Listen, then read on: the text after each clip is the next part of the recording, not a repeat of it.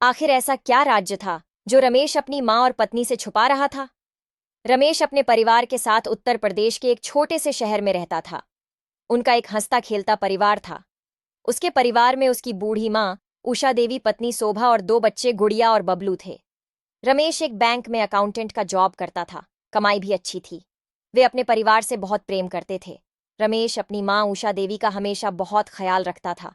उनकी दवाइयां हमेशा वक्त से पहले लाकर रख देता था। रमेश अपनी पत्नी शोभा से काफी प्यार करता था।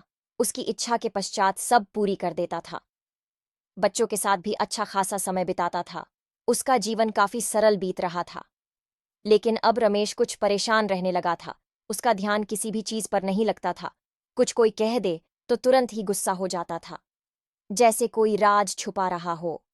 शोभा भी रमेश के बदले बदले से साव भाव से काफी चिंतित थी कि आखिर रमेश जी को हुआ क्या है। एक रात ऐसे ही जब रमेश सोया तो तिलमिला उठा, जैसे कोई बहुत भयानक सपना देख लिया हो। उसके कपड़े पसीने से पूरी तरह भीग चुके थे। जब शोभा ने यह देखा तो रमेश को शांत किया और पूछने लगी कि आखिर आपको क्या हुआ है, जो कि आपको अंदर ही अंदर खाए जा रही ही। आप मुझे बताइए, मैं आपकी बीवी हूं। रमेश ने शांत होते हुए कहा कि कुछ नहीं भाग्यवान, बस बुरा सपना देख लिया था। ये कह के रमेश सो गया, लेकिन शोभा को कुछ सही नहीं लगा। अगली सुबह रमेश चाय पीते पीते रात की ही बात सोच रहा था कि अब लगता है कि सबको सच्चाई बताने का वक्त हो गया है। थोड़ी देर बाद रमेश ने अपनी पत्नी शोभा और मां उषा देवी को कमरे में बुलाया। जब दोनों सास बहू कमरे में आए तो रमेश डरते हुए कहने लगा कि मुझे माफ कर दो, मैं बहुत बुरा हूं, किसी का भी अच्छे से ख्याल नहीं रख सकता। रमेश की ऐसी हालत देख उषा देवी और शोभा हैरान थे। पूछने लगे कि हुआ क्या है। तभी धीमी स्वर में रमेश ने कहा, सब खत्म हो गया, हम कहीं के नहीं रहे। ये सब सुन शोभा और उषा देवी को कुछ समझ ही नहीं आ रहा था और दोनों कहने लगी कि साफ साफ बताइए कि क्या बात है। रमेश ने हिम्मत जुटाई और कहा कि मैंने जॉब छोड़ दी थी कुछ महीने पहले, क्योंकि मुझे अपना व्यापार शुरू करना था। मैंने व्यापार शुरू भी कर दिया था और सोचा था कि सफलता मिलने के बाद आप सबको खुशखबरी दे दूंगा। लेकिन मेरा व्यापार पूरा घाटे में चल रहा है, जिसे बेचने की नौबत आ गई है। मुझे कुछ समझ नहीं आ रहा है, मैं क्या करूं। यही बात मुझे किसी भी और चीज पर ध्यान नहीं देने देती। रमेश की बात खत्म होने के बाद उषा देवी बोली, बेटा तू सबसे अच्छा बेटा है, मेरा कितना ख्याल रखता है। और जो तेरे ऊपर मुसीबत आई है, देखना बड़ी जल्दी ही दूर हो जाएगी, तू परेशान ना हो। ये कहकर उषा देवी अपने कमरे में चली गई और अपने बक्से से गांव के जमीन के कागज निकाल ले आई और रमेश को देते हुए कहा कि बेटा, ये जमीन तेरे पिताजी हमारे बुरे वक्त के लिए छोड़ के गए हैं। तू इसको बेच दे और फिर से अपना व्यापार शुरू कर।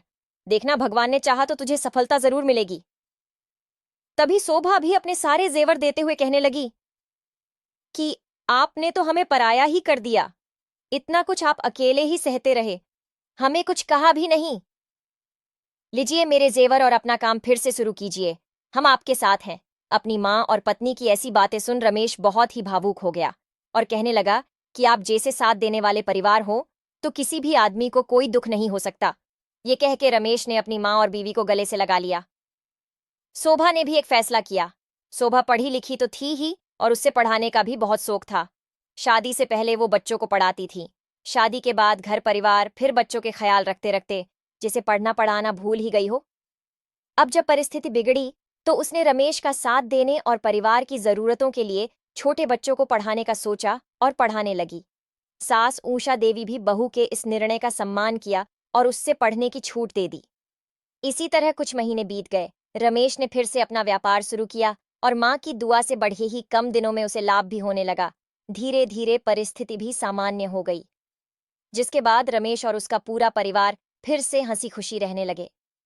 शोभा ने भी पढ़ाना नहीं छोड़ा, बल्कि रमेश ने तो शोभा के लिए एक छोटा सा कोचिंग खुलवा दिया।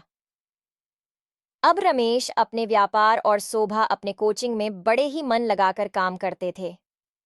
उषा देवी बेटे बहू की मेहनत देख बहुत ही प्रसन्न थी। इसी प्रकार उषा देवी और शोभा की सूझबूझ से रमेश आज एक काफी सफल व्यापारी बन चुका था।